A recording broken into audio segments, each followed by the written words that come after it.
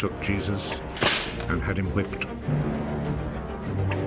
The soldiers made a crown out of thorny branches and put it on his head. Then they put a purple robe on him and came to him and said, "Long live the King of the Jews." And they went up and slapped him.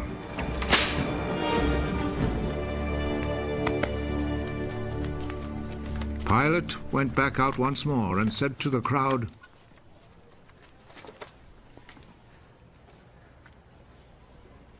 "Look, I will bring him out here to you to let you see that I cannot find any reason to condemn him. Look, here is the man." So Jesus came out, wearing the crown of thorns and the purple robe. Crucify him! Crucify him!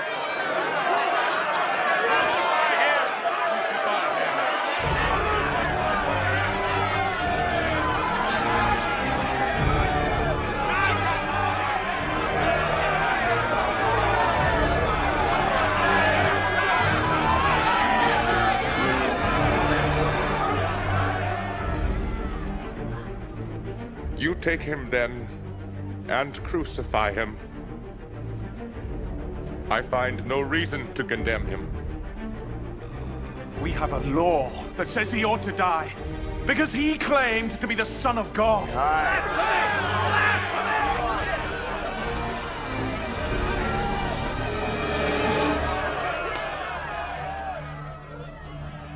When Pilate heard this, he was even more afraid.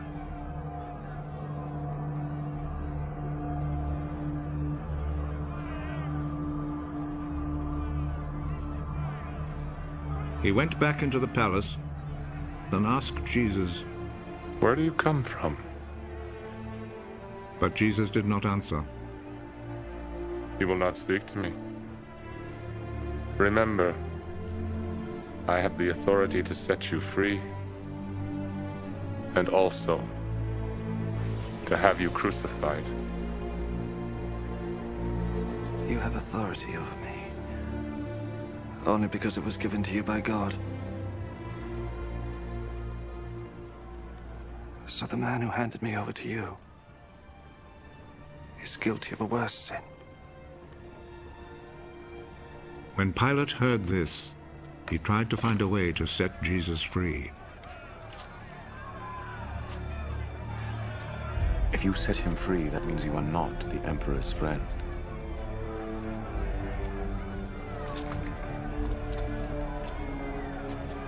Anyone who claims to be a king is a rebel against the Emperor.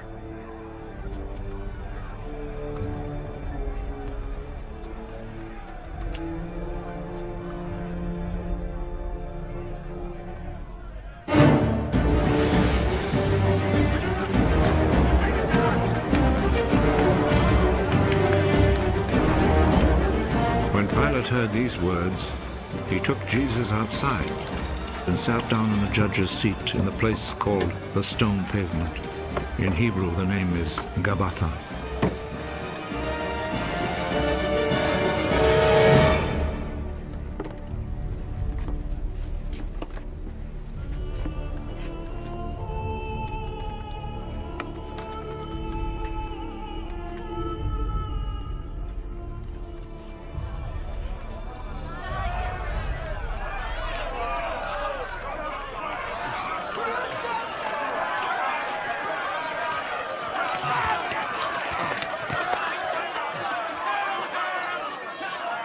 It was then almost noon of the day before the Passover. Pilate said to the people, "Here is your king." Kill him.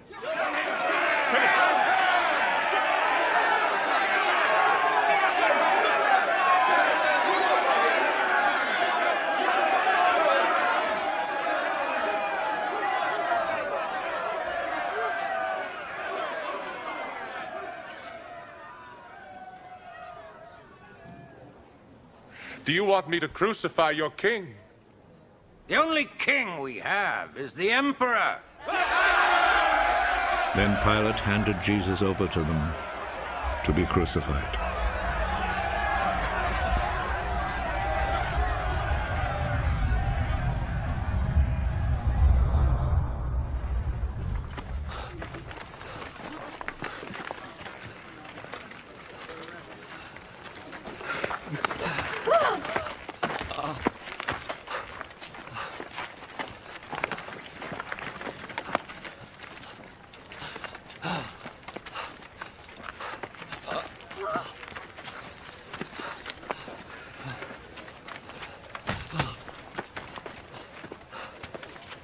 So they took charge of Jesus.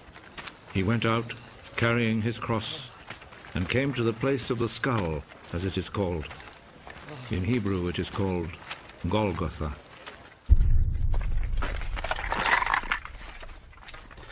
There they crucified him, and they also crucified 2 other men, one on each side, with Jesus between them.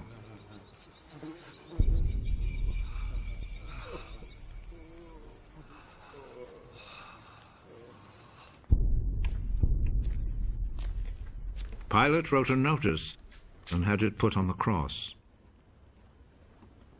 Jesus of Nazareth, the King of the Jews, is what he wrote.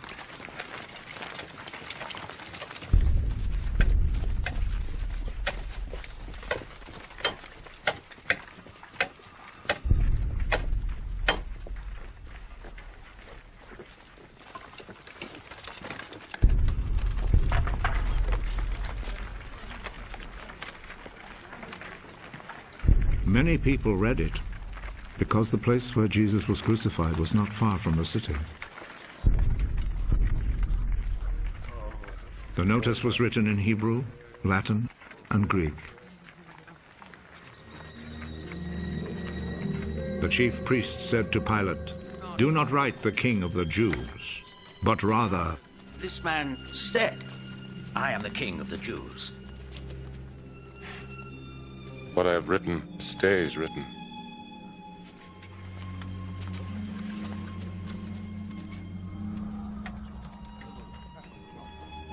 After the soldiers had crucified Jesus, they took his clothes and divided them into 4 parts, 1 part for each soldier.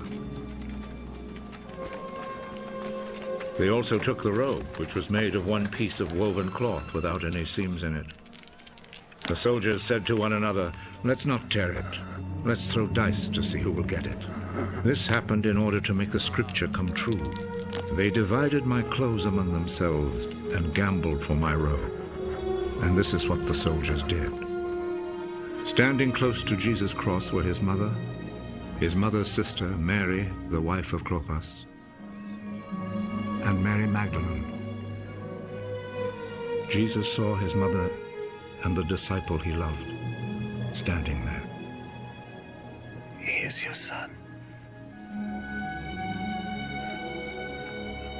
Then he said to the disciple, She is your mother.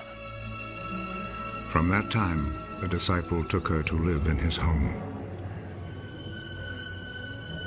Jesus knew that by now everything had been completed.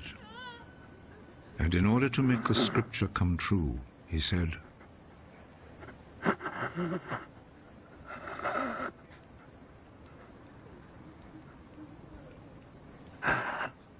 I am thirsty. A bowl was there, full of cheap wine. So a sponge was soaked in the wine, put on a stalk of hyssop, and lifted up to his lips.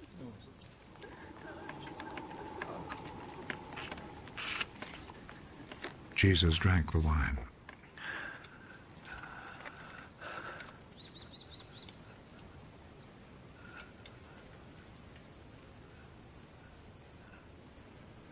It is finished.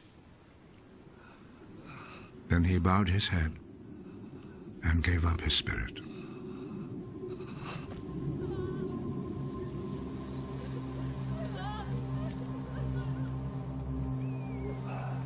Then the Jewish authorities asked Pilate to allow them to break the legs of the men who had been crucified and to take the bodies down from the crosses.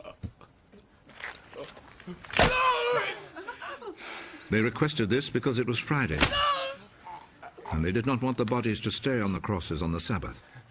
since the coming Sabbath was especially holy.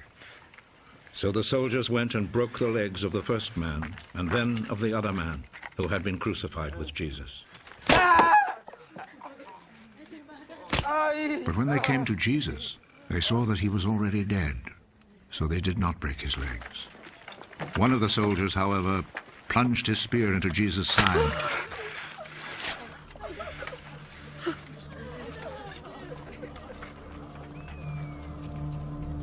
And at once, blood and water poured out. The one who saw this happen has spoken of it, so that you may also believe. What he said is true, and he knows that he speaks the truth. This was done to make the scripture come true. Not one of his bones will be broken. And there is another scripture that says, people will look at him whom they pierced.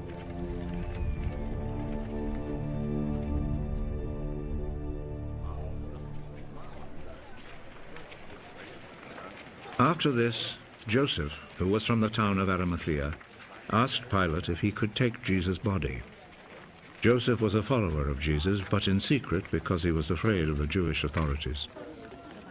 Pilate told him he could have the body, so Joseph went and took it away. Nicodemus, who at first had gone to see Jesus at night, went with Joseph, taking with him about 100 pounds of spices, a mixture of myrrh and aloes. The two men took Jesus' body and wrapped it in linen cloths with the spices, according to the Jewish custom of preparing a body for burial. There was a garden in the place where Jesus had been put to death, and in it there was a new tomb where no one had ever been buried. Since it was the day before the Sabbath, and because the tomb was close by, they placed Jesus' body there.